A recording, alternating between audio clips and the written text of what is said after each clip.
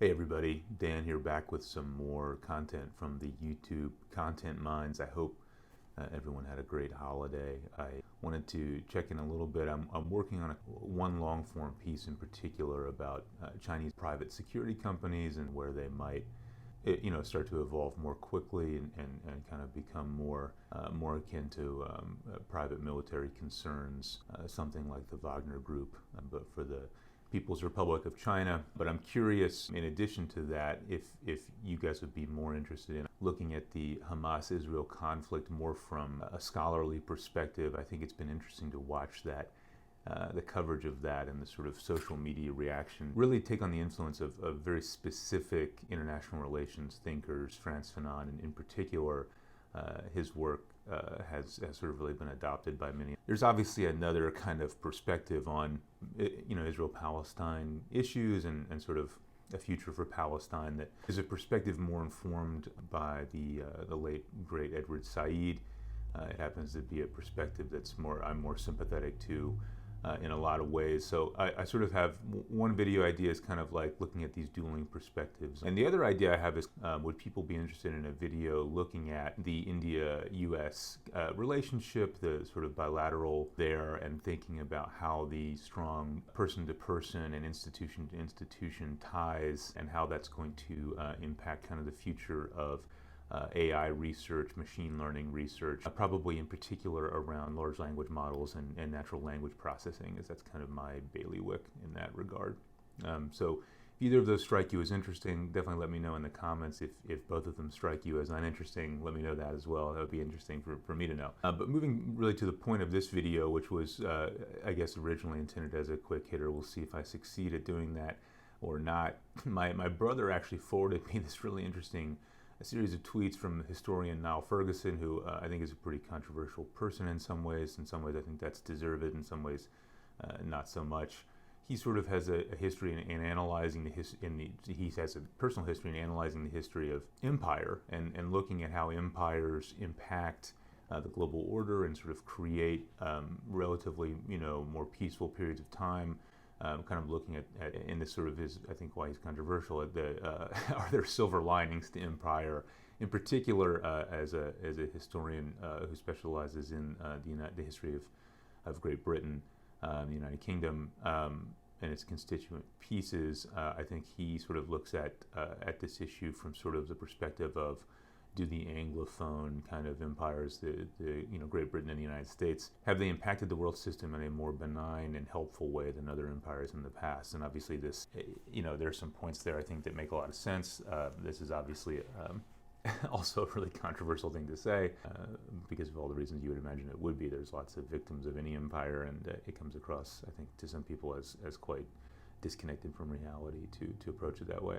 But this tweet thread that he had is actually really about comparing what he sees as the current kind of challenge in the international system from actors like Iran, China, Russia, and looking at the situation in Ukraine and the situation in the Middle East and the situation in potentially in Taiwan as a challenge to American hegemony and what he refers to as a Pax Americana. Obviously, that's not his term, but he's hearkening back to other folks who've sort of used the idea of the Pax Romana, the Roman peace, and the Pax Mongolica, the Mongolian peace, to sort of allude to this idea that during these periods of international system hegemony, where there's one sort of hegemonic power that's a great power above all the others. This is sort of a period of relative peacefulness in the international order. He kind of alludes to this challenge that that he sees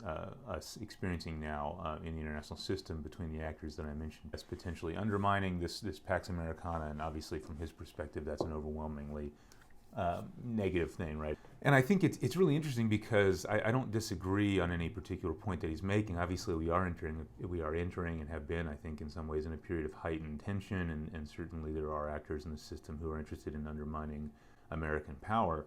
But I think his concern actually comes kind of from a mistaken understanding of what at least the Pax Romana was. And it sounds, I think, initially kind of pedantic to take it this way, but I think it's important because his misunderstanding about Pax Romana makes his overall point kind of moot, in the sense that he sort of, again, alluding to this period of relative peacefulness in the classical world, in the Roman-dominated world, let's say between, like 30, somewhere around 30 BC, maybe a few years earlier, maybe 25, 27 BC to 160, 180 AD, somewhere in there. What's interesting about this period of time is, as many of you probably have already picked up on, it was a period of relative peace in the international system, by at least within the Roman Empire itself, but it wasn't particularly peaceful in an absolute sense. There were many conflicts during this period of time. I mean, one of the most famous revolts in the history of the Roman Empire was Boudicca's revolt, that happened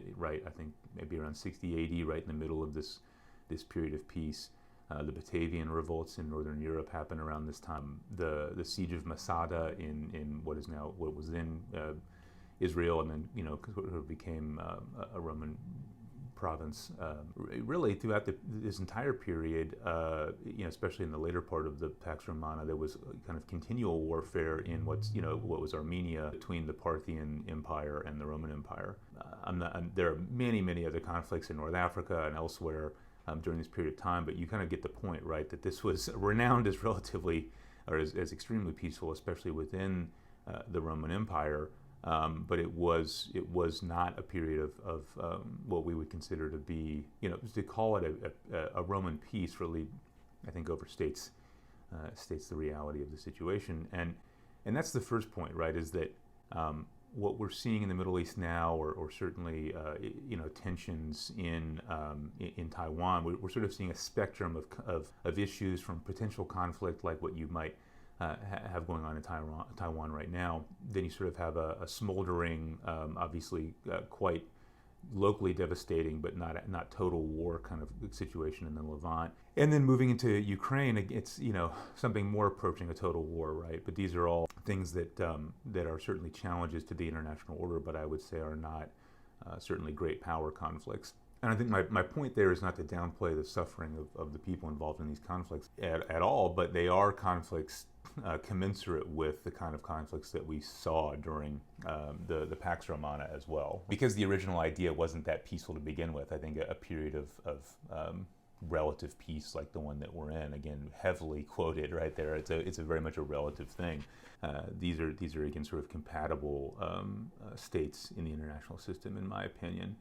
So that's sort of the first problem with talking about it this way, is it's sort of scaremongering, and it presupposes a past that never existed, and then compares the present to that past and finds the present lacking. And it's like, well, the past was probably also a pretty disturbing place. The second problem I think I have with this metaphor is that he implicitly argues what will undermine the Pax Americana is the same thing that would undermine and did undermine the Pax Romana, which is to say he's sort of positing that these external threats, these other actors in the system, are what destroyed the Pax Romana and are what will destroy the Pax Americana, which is, again, a fundamental misunderstanding of what created the Pax Romana in the first place. It was obviously relative strength of Rome and relative weakness of its enemies, but really what created it was a series of incredibly effective leaders, as well as superior military technology, right? A pretty sophisticated political economy, all kinds of stuff created the Roman Empire, right? Created the height of the Roman Empire.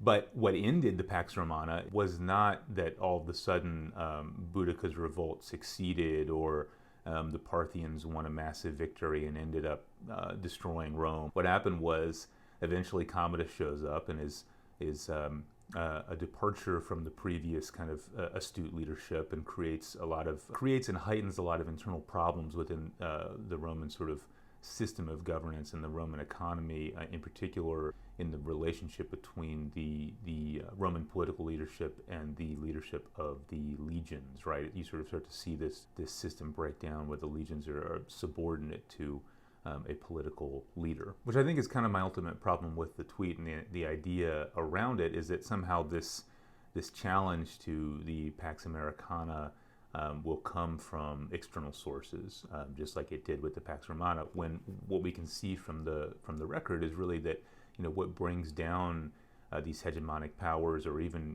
great powers like the Soviet Union. It's not so much about external competition, or certainly the idea of losing militarily to another great power. This isn't really what drives the collapse of these systems. What drives the collapse of these systems is internal challenges to the system. So if I was going to try to pick out features in the current zeitgeist, right, political zeitgeist, political reality of the United States, looking for destabilization, looking for destabilizing factors that could change the fundamental architecture and organization of the world order right now. I would not be looking, for example, to Iran or even to China.